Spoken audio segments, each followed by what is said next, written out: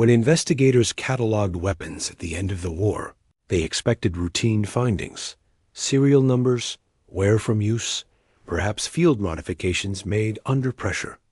One rifle, however, disrupted those expectations. It belonged to an indigenous woman who had served as a sniper, and when officials opened it for inspection, they discovered items that reframed how her service and the war itself would be understood. The woman had been quiet throughout the demobilization process, offering little detail about her role beyond what was required. Those who had served alongside her described discipline and precision, but little else. Her rifle showed signs of heavy use, the kind that comes from long periods in difficult terrain. The stock was worn smooth in places where hands had rested day after day.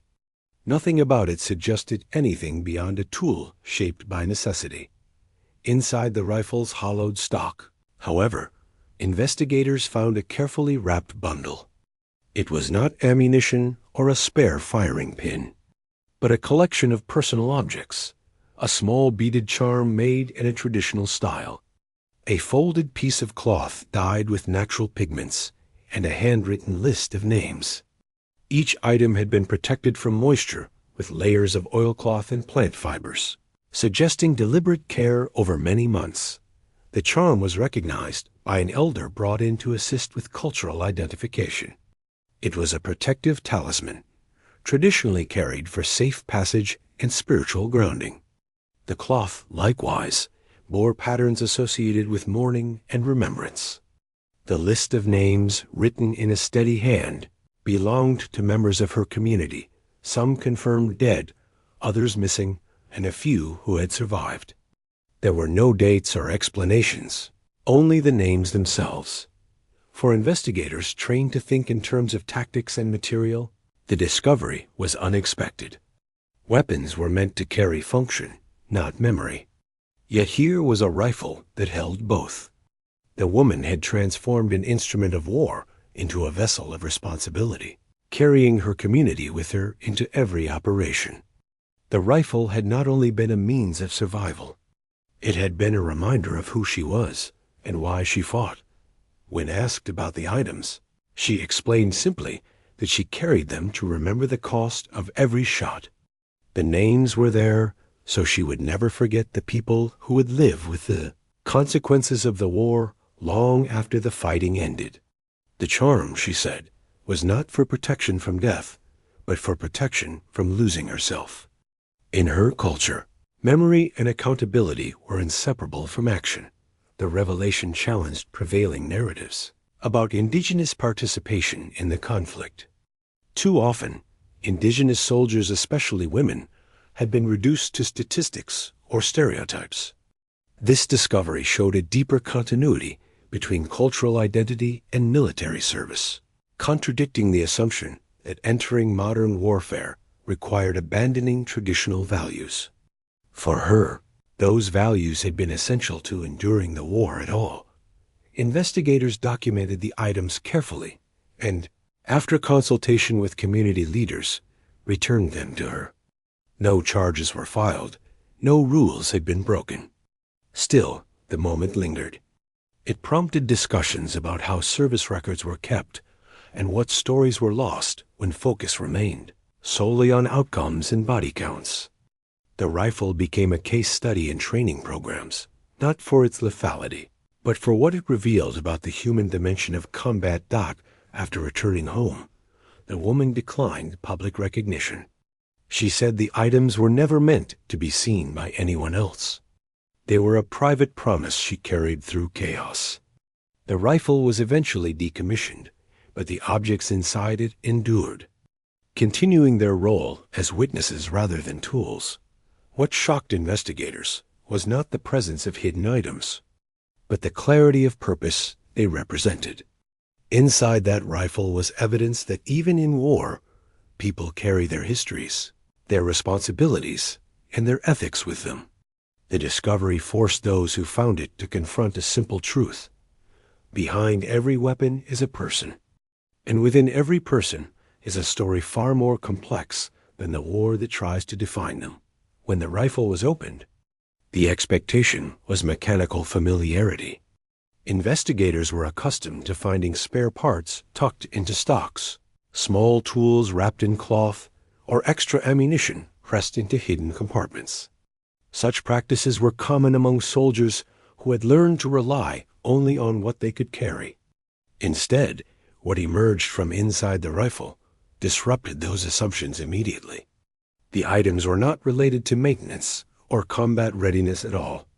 They were personal, deliberate, and unmistakably cultural in nature, placed there with intention rather than convenience. The first object drawn out was small and light, wrapped multiple times in fabric that had been worn thin through handling. It was not standardized, not manufactured, and not something that could be traced to military supply lines. Its design reflected traditional craftsmanship, with materials sourced from the natural environment, rather than industrial production. The way it had been wrapped suggested protection, not concealment. This was not something hidden out of fear of discovery, but something shielded from damage. As though its preservation mattered as much as the preservation of the weapon itself. As more items were carefully removed, it became clear that the compartment had been arranged thoughtfully. Nothing was loose. Nothing rattled. Each object had its place, secured against movement, moisture, and time. The level of care contrasted sharply with the rifle's exterior, which bore scratches, worn edges, and evidence of prolonged use in harsh conditions. The inside held order and meaning, while the outside told a story of exposure and endurance. None of the objects enhanced lethality or efficiency. There were no maps, no range cards, no coded messages. Instead, there were items associated with memory, identity, and continuity. One piece bore markings that an investigator initially mistook for decorative patterns, until a cultural liaison identified them as symbols associated with lineage and belonging. Another item appeared mundane at first glance, but had been folded in a precise way that followed a traditional method used for safekeeping items of significance. The presence of these objects inside a weapon raised immediate questions about intent. Weapons are typically modified for advantage, survival, or secrecy. These items offered none of those. They added weight rather than reducing it, took up space that could have been used for ammunition, and required ongoing attention to keep them intact. Their value was not tactical. It was personal, cultural, and internal. Investigators began to understand that the rifle had been serving two purposes simultaneously. On the surface, it functioned as expected within the machinery of war. Internally, it carried something else entirely, something that existed beyond the framework of military objectives. The rifle was not merely a tool she carried. It was something she entrusted with the safekeeping of her identity. By placing these items inside it, she ensured they were always with her, even in environments where personal belongings were restricted, lost, or destroyed. The decision to store cultural items within a weapon was not accidental. It reflected an understanding of proximity and risk. The rifle would never be left behind voluntarily. It would be protected, cleaned, and kept close at all times. In contrast, packs could be dropped, shelters abandoned, and personal effects confiscated or damaged. The rifle was the one constant. By embedding these items within it, she guaranteed their survival alongside her own. This choice also challenged the assumption that participation in war requires compartmentalization of identity. Military structures often demand uniformity, discipline, and the suppression of individuality. Yet here was evidence that identity had not been suppressed, but deliberately integrated. The rifle did not replace her cultural self. It carried it. The act of placing those items inside the weapon suggested a refusal to separate who she was from what she was required to do. Each item carried layers of meaning that were not immediately accessible to those who found them. Without context, they could be dismissed as sentimental objects. With context, they became anchors. They represented home, responsibility, ancestry, and continuity. They were reminders that her presence in the war was not isolated from her community's history or future. Every time she handled the rifle, she would have known what it contained. Even if no one else did, the discovery unsettled investigators because it revealed a form of resistance that did not involve defiance of orders or refusal to fight. It was a quiet insistence on carrying meaning into a space designed to strip it away. The rifle, an object associated with destruction, had been transformed internally into a container of preservation. The juxtaposition was not ironic to her. It was necessary. The items showed signs of age and repeated handling. They had been removed and replaced many times, not sealed away and forgotten. This indicated ritual rather than storage. The act of checking them, rewrapping them, and returning them to their place may have been as important as their presence. In environments where routine was imposed from the outside, this was a routine she controlled. Investigators also noted that the items had not been altered to fit the space. The compartment had been adapted around them instead. Wood had been carefully carved to accommodate their shapes without damaging them. This meant the rifle had been modified not for combat advantage, but to make room for something that mattered, more than convenience.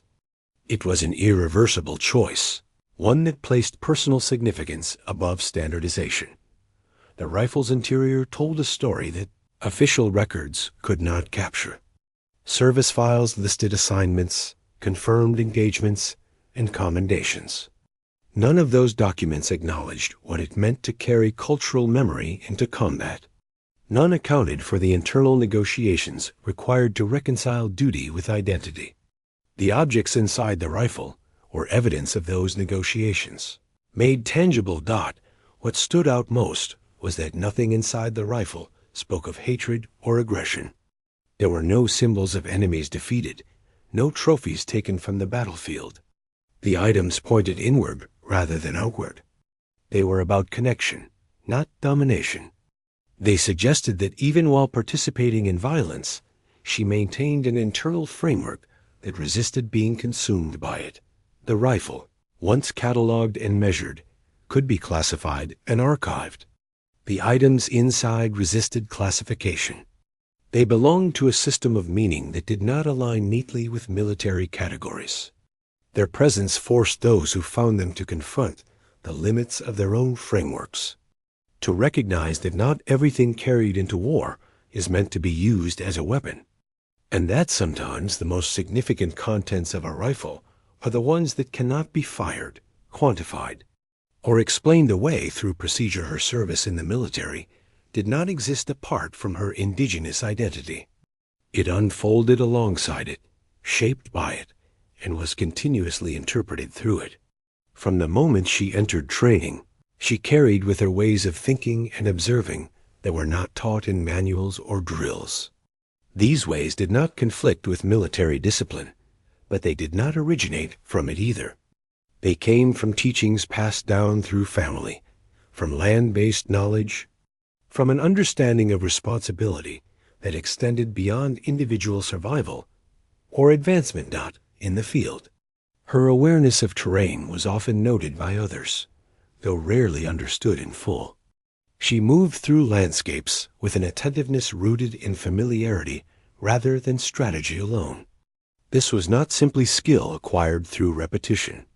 It was an inherited relationship with land that emphasized listening before acting. While others learned to read terrain as a tactical variable, she experienced it as something alive with history, consequence, and memory. This influenced how she positioned herself, how long she waited, and when she chose not to act out, her patience was frequently misinterpreted as passivity. In reality, it reflected a cultural understanding that restraint can be as powerful as action. She had been taught that every decision creates a ripple, and that unnecessary force carries costs that do not end when the immediate danger passes. This perspective did not prevent her from fulfilling her role. It framed how she approached it. Each engagement was weighed internally, not only against orders, but against an ethical structure shaped long before the war began. Language played a subtle role in this continuity of identity. Though she operated primarily in the dominant language of the military, her internal reasoning often unfolded in her own. Certain concepts did not translate cleanly, particularly those related to duty and accountability. Where military language emphasized objectives and outcomes, her cultural framework emphasized balance and consequence. These differences were not spoken aloud, but they influenced how she interpreted commands and responsibilities. Rituals, even small ones, helped her maintain this connection. In environments designed to strip away individuality, she found ways to mark time and intention. These rituals were quiet and unobtrusive, often indistinguishable from routine to those around her. Yet they served as anchors, reminders that her presence in uniform did not erase who she was or where she came from. They reinforced continuity in a context defined by disruption. Her interactions with fellow soldiers reflected this grounding. She was not outspoken about her background, but neither did she hide it. When asked, she answered plainly, without embellishment or apology. There was no effort to translate her identity into something more palatable or easily categorized. This straightforwardness sometimes unsettled those accustomed to clear labels and hierarchies. Yet it also earned a measure of respect rooted in consistency. The expectations placed upon her as an Indigenous woman were layered and often contradictory. She encountered assumptions about weakness, about tradition being incompatible with modern warfare, about her presence being symbolic rather than substantive. At the same time, she was occasionally burdened with representing an entire people, as though her performance could confirm or deny stereotypes. She navigated these pressures by refusing to internalize them. Her focus remained on doing her work with integrity as she understood it. That integrity was inseparable from community. While military culture often emphasizes the unit as the primary collective, her sense of responsibility extended beyond those she served alongside. She carried an awareness of how her actions might be perceived back home, how they might reflect on her family and her nation. This did not diminish her commitment to those beside her in the field. It expanded the circle of accountability within which she operated. Her understanding of leadership also reflected this dual framework. Authority, in her experience, was not something asserted through rank alone, but something earned through care, consistency, and example. When she took initiative, it was rarely dramatic. It appeared in moments of steadiness, in decisions made without spectacle. Others followed her not because she demanded it, but because her actions conveyed reliability. The military rewarded efficiency and measurable outcomes. Her culture valued process, intention, and relational impact.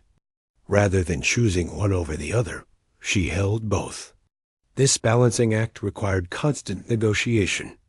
There were moments of tension when orders conflicted with her internal sense of right action.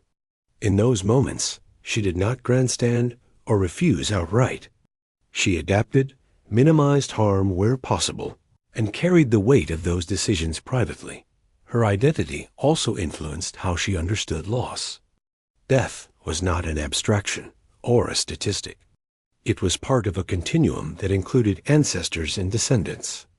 Each loss resonated beyond the immediate moment, connecting to stories and teachings about impermanence and remembrance. This did not harden her.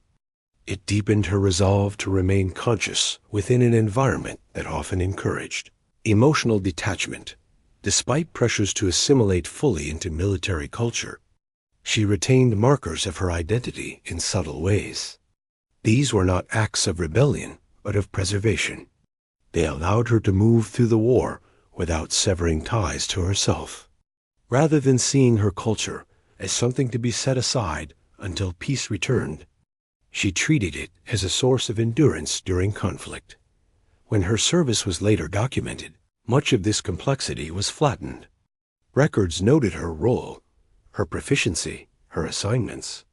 They did not capture how her identity informed every aspect of her service, shaping decisions both visible and unseen. What remained undocumented was the constant act of holding two worlds together, neither dominating the other, both informing how she moved, waited, acted, and survived.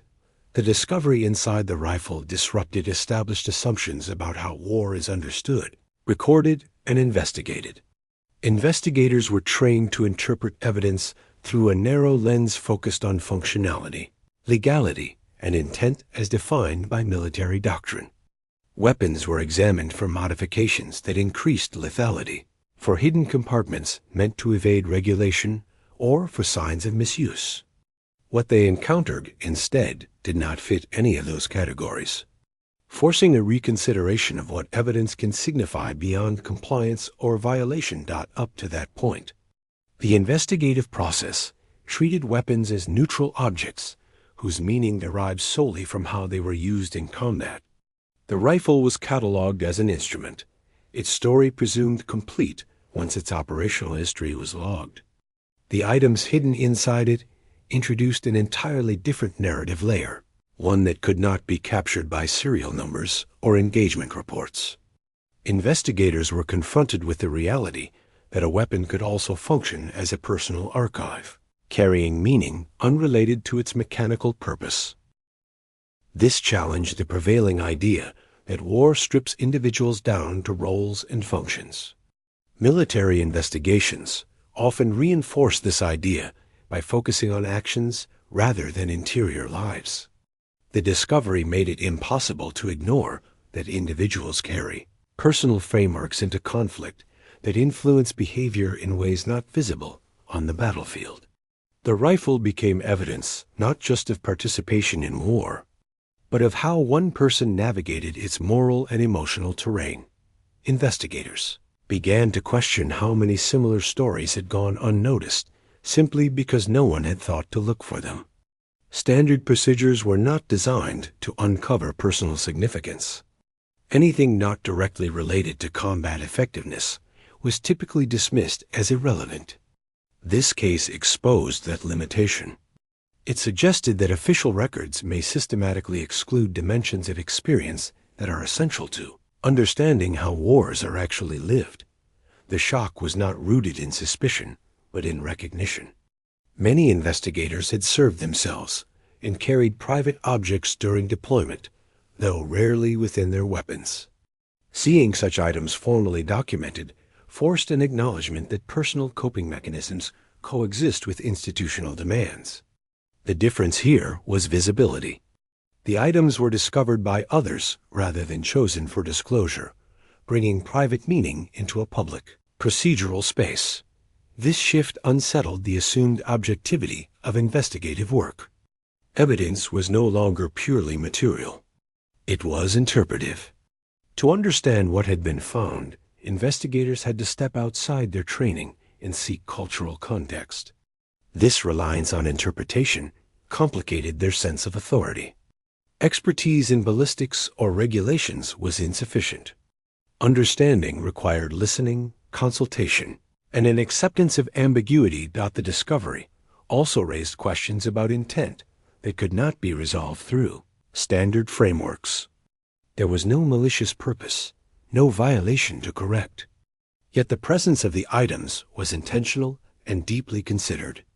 Investigators were accustomed to intent being linked to outcomes that could be judged as permissible or impermissible. Here, intent existed without transgression, challenging the assumption that intent must be evaluated only when something goes wrong. As discussions unfolded, it became clear that the case disrupted binary thinking about war. Actions were no longer simply right or wrong, effective or ineffective. They were situated within layered systems of meaning. The rifle carried both the capacity to kill and the capacity to remember. Holding those two truths simultaneously proved uncomfortable for systems designed to simplify. This discomfort extended to how investigators viewed their own work. Documentation had always been framed as neutral recording. But the case highlighted how neutrality is shaped by what is considered worth recording. The absence of personal narratives in official files was revealed not as inevitability, but as choice. The rifle's contents made visible what had been rendered invisible by institutional habit. The discovery also challenged narratives about motivation. Investigators often categorized combatants according to ideology, allegiance, or survival instinct. The items inside the rifle suggested a motivation grounded in responsibility rather than ideology alone. This did not align neatly with existing categories. It complicated attempts to explain behavior through singular drivers, pointing instead to overlapping motivations that resist simplification. Training materials and investigative guidelines were quietly reconsidered in light of the case. While no formal overhaul occurred, conversations shifted. There was increased awareness that evidence might carry symbolic weight alongside functional significance. Investigators became more cautious about dismissing non-standard findings, recognizing that doing so could erase meaningful aspects of a person's experience. The case also exposed how marginalized voices are often excluded from dominant war narratives. Indigenous experiences, particularly those of women, had historically been filtered through external interpretations. The discovery inside the rifle resisted that filtering by asserting presence without explanation. It forced investigators to confront their own distance from the lived realities of those they were documenting. Rather than providing answers, the rifle introduced questions that could not be closed neatly. How many acts of quiet preservation occur within systems designed for destruction? How many personal ethics operate beneath formal codes of conduct? How many stories remain unrecorded because they do not announce themselves through conventional markers of importance? The shock investigators felt was ultimately about scale.